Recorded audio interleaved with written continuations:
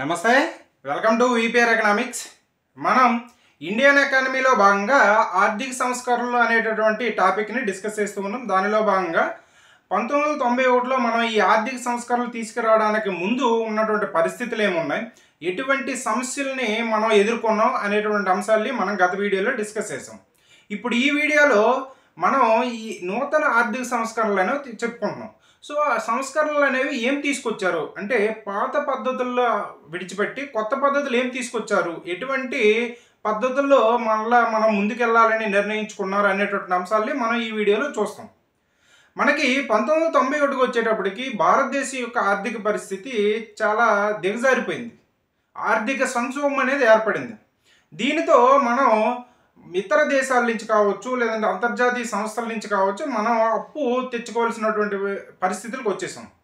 అయితే ఇతర దేశాలు కావచ్చు, అంతర్జాతీయ సంస్థలు కావచ్చు, మనకి అప్పు ఇచ్చేటప్పుడు కొన్ని నిబంధనలు అనేవి విధిస్తాయి. ఇప్పుడు ఎగ్జాంపుల్కి మనకి శ్రీలంకలో జరిగింది సంక్షోభం, అలాగే ప్రస్తుతం పాకిస్తాన్లో ఉన్నాయి. ఇవన్నీ కూడా ఐఎంఎఫ్ దగ్గర చేతులు వస్తున్నాయి. కానీ ఐఎంఎఫ్ ఏం చేస్తుందంటే, మనకి రుణాలు ఇచ్చేటప్పుడు అనేక నిబంధనలు విధిస్తుంది. ఎందుకోసం, నువ్వు ఆల్రెడీ ఇప్పుడు అనుసరిస్తున్న పద్ధతుల్లో నువ్వు వలనే కదా నువ్వు ఈ పరిస్థితి వచ్చింది. మీ రుణాలు అయితే ఇస్తాం, కానీ నువ్వు ఇప్పుడున్న పద్ధతుల్ని మార్చి కొద్దిగా ముందుకెళ్ళే చర్యలు తీసుకోవాలి, కొన్ని రిఫార్మ్స్ అనేవి తీసుకురావాలని కొన్ని సూచనలు అనేది చేస్తుంది. సో అలాంటి సూచనలు తీసుకొస్తేనే నీకు అప్పిస్తాను అని కొన్ని కండిషన్లు అనేవి పెడుతుంది.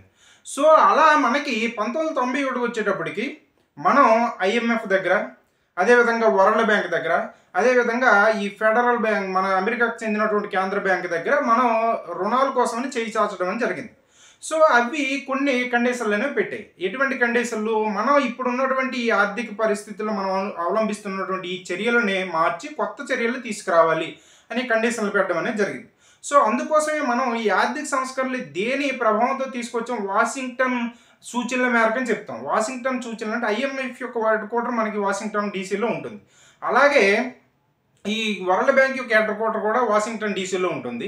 అలాగే మనకి అమెరికా యొక్క ఈ ఫెడరల్ బ్యాంక్ యొక్క హెడ్ క్వార్టర్ కూడా వాషింగ్టన్ డీసీలో ఉంటుంది. అందుకోసమని వాషింగ్టన్ డీసీ అంటే వాషింగ్టన్ సూచనల మేరకు మనం ఈ నూతన ఆర్థిక సంస్కరణలు తీసుకొచ్చామని చెప్తాం. ఇలా వీటి యొక్క సూచనల మేరకు మనకి ఈ ఆర్థిక సంస్కరణలు అనేది తీసుకురావడం అనేది జరిగింది. సో ఈ ఐఎంఎఫ్కి సంబంధించినటువంటి మెమరాండంలో మనకి మన్మోహన్ సింగ్ గారు దీనికి సంబంధించినటువంటి అంశాలని వివరించడం అనేది జరిగింది. మనకి ఈ ఆర్థిక సంస్కరణలు ఎప్పుడు తీసుకొచ్చారంటే 1991 జూలై 24వ తారీఖున వీటిని తీసుకురావడం అనేది జరిగింది. జూలై 24న ఈ ఆర్థిక సంస్కరణలు, కొత్త ఆర్థిక సంస్కరణలు తీసుకురావడం అనేది జరిగింది. ఈ ఆర్థిక సంస్కరణలు తీసుకొచ్చినప్పుడు ప్రధానిగా ఎవరు ఉన్నారంటే పివి నరసింహారావు గారు ఉన్నారు. పివి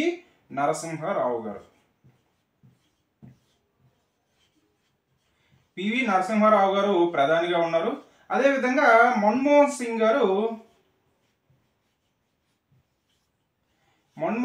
గారు ఆర్థిక మంత్రిగా ఉన్నారు. వీళ్ళిద్దరి కాలంలో మనకి ఈ నూతన ఆర్థిక సంస్కరణలు తీసుకురావడం అనేది జరిగింది. అయితే వీరి టైంలో ఈ నూతన ఆర్థిక సంస్కరణలు పెద్ద ఎత్తున తీసుకువచ్చి కొంత మార్పు అనేది కనపడింది. కానీ దీనికంటే ముందే మనకి 1980వ దశాబ్దం చివరిలో మనకి ఈ ఆర్థిక సంస్కరణలు రాజీవ్ గాంధీ గారి కాలంలోనే మొదలవ్వడం అనేది జరిగిందని మనకి అరవింద్ పనగరియా అనేటటువంటి వ్యక్తి అభిప్రాయపడడం అనేది జరిగింది. అరవింద్ పనగరియా అనేటటువంటి వ్యక్తి మనకి ఆర్థిక సంస్కరణలు, నూతన ఆర్థిక సంస్కరణలు అనేది 1991లో పివి నరసింహారావు గారు, మన్మోహన్ సింగ్ కాలంలోనే కాదు, అంతకంటే ముందే ఇవి ప్రారంభమయ్యి ఆ 1991కి వచ్చేటప్పటికి బాగా ఊపందుకోవడం జరిగిందని మనకి ఈయన చెప్పడం అనేది జరిగింది. అయితే మనకి వాషింగ్టన్ సూచనల మేరకు నూతన ఆర్థిక సంస్కరణలు ప్రవేశపెట్టుకున్నామని చెప్పాం. సో వారికి మనము కొంత ఈ మెమోరాండం సమర్పించాలి. అంటే పలానివి మేము సంస్కరణలు తీసుకొస్తున్నాం కాబట్టి మాకు అప్పు ఇవ్వండి అని చెప్పాలి. సో అలా మనకి ఈ వాషింగ్టన్, మనకి ఈ ఐఎంఎఫ్ కావచ్చు, వరల్డ్ బ్యాంక్, ఇవన్నీ కూడా $2.3 బిలియన్ మనకి ప్యాకేజ్ ఇవ్వడం అనేది జరిగింది. అంటే అప్పులుగా, రుణాలుగా ఇవ్వడం అనేది జరిగింది. సో ఆ ఐఎంఎఫ్కి మన్మోహన్ సింగ్ గారు ఒక మెమరాండం సమర్పించారు. ఆ మెమరాండంలో ఆయన ఏం చెప్పారంటే, ఆర్థిక వ్యవస్థ యొక్క పనితీరుని మెరుగుపరచడానికి, అదేవిధంగా మనకి పారిశ్రామిక రంగం అనేది అంతర్జాతీయ వాణిజ్యాన్ని పోటీతత్వాన్ని పెంపొందించడానికి, విదేశీ పెట్టుబడుల్ని మూలధనాన్ని ఉపయోగించుకునేందుకు, అదేవిధంగా ప్రస్తుతం ఉన్నటువంటి ప్రభుత్వ రంగం యొక్క పనితీరుని మెరుగుపరచడానికి మేము ఈ కింది చర్యలని తీసుకుంటున్నాము అని ఆయన మెమరాండంలో వివరించడం అనేది జరిగింది. అలా మనకి 1991లో తీసుకొచ్చినటువంటి ఈ నూతన ఆర్థిక సంస్కరణలో మనకి ప్రధానంగా తీసుకున్నటువంటి చర్యల్ని మనం తీసుకొచ్చినటువంటి సంస్కరణల్ని మనం 2 రకాలుగా చెప్తాం. ఒకటి స్థూల ఆర్థిక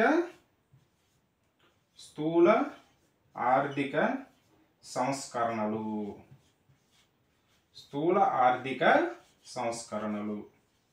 ఈ స్థూల ఆర్థిక సంస్కరణలు అనేవి మనకి డిమాండ్ వైపు సంబంధించినవి, అదేవిధంగా స్వల్పకాలానికి సంబంధించినవి. ఇవి డిమాండ్ వైపు సంబంధించినవి, అదేవిధంగా షార్ట్ టర్మ్ అంటే స్వల్పకాలానికి సంబంధించినటువంటి చర్యలు అనేవి వీటిని స్థూల ఆర్థిక సంస్కరణలుగా చెప్తాం. వీటిలో మనకి ఏముంటుందంటే ద్రవ్యోల్బణాన్ని నియంత్రించడం, అదేవిధంగా క్వాసపరమైనటువంటి సర్దుబాటులు చేయడం, అదేవిధంగా బ్యాలెన్స్ ఆఫ్ పేమెంట్స్లో వచ్చేటటువంటి లోటుల్ని తగ్గించడానికి చర్యలు తీసుకోవడం అనేటటువంటి అంశాలు మనకి ఈ స్థూల ఆర్థిక సంస్కరణలో భాగంగా మనకి ఉంటాయి. ఇవి మనకి డిమాండ్ వైపు సంస్కరణలుగా చెప్తాం. అంటే మనకి డిమాండ్ని కంట్రోల్ చేసేటటువంటి సంస్కరణలు ఇవి చెప్తాం. అదేవిధంగా ఇవి స్వల్పకాలానికి సంబంధించినటువంటి సంస్కరణలుగా చెప్తాం. దీనిలో భాగంగా మనకు ప్రధానంగా ఉండేది ఏంది? ద్రవ్యోల్బణ నియంత్రణ.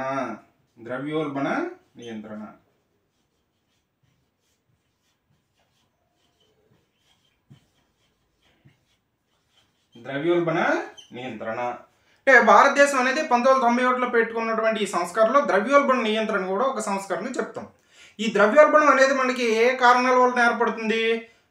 క్వాసలోటు వలన ఏర్పడుతుంది. క్వాసలోటు వలన అంటే బడ్జెట్లో మనం ఎక్కువగా ఖర్చులు చేసి రాబడి తక్కువగా ఉండడం, ఇటువంటి వాటి వలన క్వాసలోటు అనేది మనకి ఏర్పడుతుంది కదా. సో మనం ఎక్కువగా ప్రభుత్వ వ్యయం అనేది ఎక్కువ చేయడం వలన కూడా డిమాండ్ అనేది పెరుగుతుంది. కాబట్టి మనం ఆల్రెడీ ద్రవ్యోల్బణం క్లాసులో దీని గురించి చెప్పుకున్నాం, డిమాండ్ ఏ విధంగా పెరుగుతుంది, ఎందుకోసం అనేది. సో అలా మనకి క్వాసలోటుని నిర్మూలించాలి, అదేవిధంగా ద్రవ్య సప్లైని కూడా మనం తగ్గించాలి. అంటే ద్రవ్య సప్లై పెరిగితే కూడా మనకి ద్రవ్యోల్బణం అనేది పెరుగుతుంది. అలా మనకి కోసపరమైన చర్యలు, అదేవిధంగా రెవెన్యూ రాబడులు తగ్గడం వలన కూడా మనకి ఈ ద్రవ్యోల్బణం అనేది పెరుగుతుంది. ఇలాంటి చర్యలు అనేది తీసుకొని అంటే రెవెన్యూ రాబడులు పెంచడం, అదేవిధంగా క్వాస లోటులను తగ్గించడం, అలాగే BOP లోటుని తగ్గించడం, ఇలాంటి చర్యల వలన ద్రవ్య సప్లైని తగ్గించడం, ఇలాంటి చర్యలు తీసుకొని మనం ఈ ద్రవ్యోల్బణాన్ని దారిలోకి తీసుకురావడానికి ప్రయత్నించడం అనేది జరిగింది. రెండవది క్వాసపరమైన సర్దుబాటు.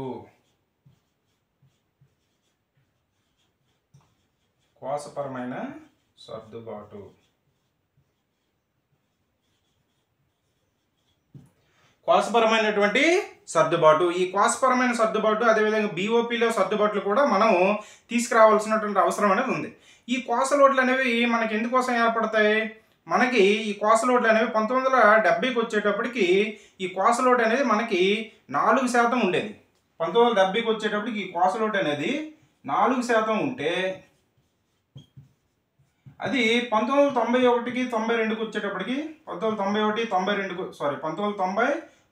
వచ్చేటప్పటికి ఇది 7.8%కి క్వాసలోటు పెరగడం అనేది జరిగింది. సో మనకి ఈ క్వాసలోటు పెరగడానికి మనకి అనేక కారణాలు అనేవి ఉంటాయి. అది ఒకటి, మనం రెవెన్యూ రాబడులు అనేవి తగ్గడం, అదేవిధంగా ప్రభుత్వ వ్యయం అనేది పెరగడం, అదేవిధంగా పన్నేతర రాబడులు అనేవి తగ్గడం, ఇలాంటివన్నీ కూడా ఉంటాయి. కాబట్టి మనం వీటిని పెంచుకోవడానికి కొన్ని చర్యలు అనేది తీసుకోవడం అనేది జరిగింది. అలా మనకి పన్నుల రాబడిని పెంచుకోవడం కోసం మనం 1991లో రాజా చెల్లయ్య అధ్యక్షతన మనం ఒక కమిటీని నియమించుకోవడం అనేది జరిగింది. ఎందుకోసం అంటే మనం పన్నుల రాబడులు అనేవి పెంచుకోవాలి. సో పన్నుల రాబడులు పెంచడం కోసం దానిపైన సూచనలు సలహాలు ఇవ్వడం కోసం మనం రాజా చెల్లయ్య అధ్యక్షతన 1991 సంవత్సరంలో ఒక కమిటీని నియమించుకోవడం అనేది జరిగింది.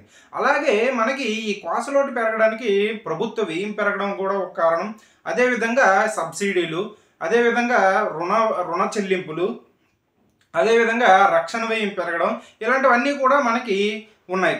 అలాగే ప్రణాళికేతర వ్యయాన్ని తగ్గించుకోవడానికి, అంటే ప్రణాళికేతర వ్యయం అనేది విపరీతంగా పెరిగిపోతుంది కాబట్టి ఈ ప్రణాళికేతర వ్యయాన్ని తగ్గించుకోవడానికి మనకి 2000 సంవత్సరంలో మనకి గీతా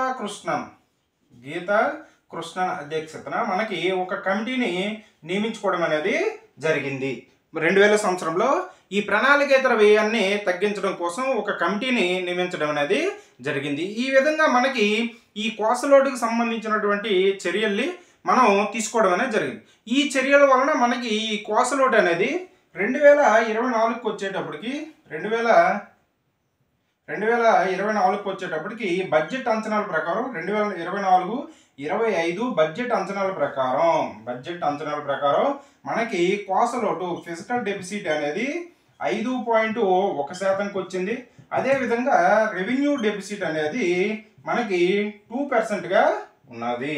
రెవెన్యూ డెఫిసిట్ అనేది 2%గా ఉన్నది. మనం అంటే ఆర్థిక సంస్కరణ 91లో తీసుకొచ్చిన అంటే ఒక్కసారిగా ఒక రోజు, ఒక నెల, ఒక సంవత్సరంలో తీసుకొచ్చినటువంటి సంస్కరణలు కాదు. అవి మనకి ఆ తీసుకొచ్చిన సంస్కరణలు కొద్దిగా ఒక్కొక్కటి అమలు చేసుకుంటూ మనం ఇప్పుడున్న స్థాయికి రావడం అనేది జరిగింది. ఇప్పుడున్న స్థాయిలో కూడా మనం ఆగిపోవట్లేదు, ఇంకా ముందుకి అనేక రకమైన సంస్కరణలు తీసుకొస్తూ మనం ముందుకు వెళ్తున్నాం. సో అలా మనకి ఇప్పుడున్నటువంటి పరిస్థితుల్లో మనం రెవెన్యూ లోటుని, కోసలోటుని ఈ విధమైన స్థాయికి రావడం అనేది జరిగింది.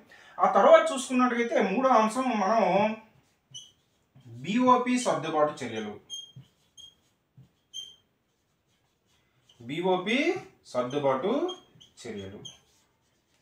మనం ఆల్రెడీ చెప్పుకున్నాం. 1990-91 వచ్చేటప్పటికి బ్యాలెన్స్ ఆఫ్ పేమెంట్ లోట్ అనేది $9.7 బిలియన్ పెరగడం అనేది జరిగింది. ఇది జీడిపిలో 3.36%కి ఈ బీఓపీ లోటు అనేది పెరిగింది.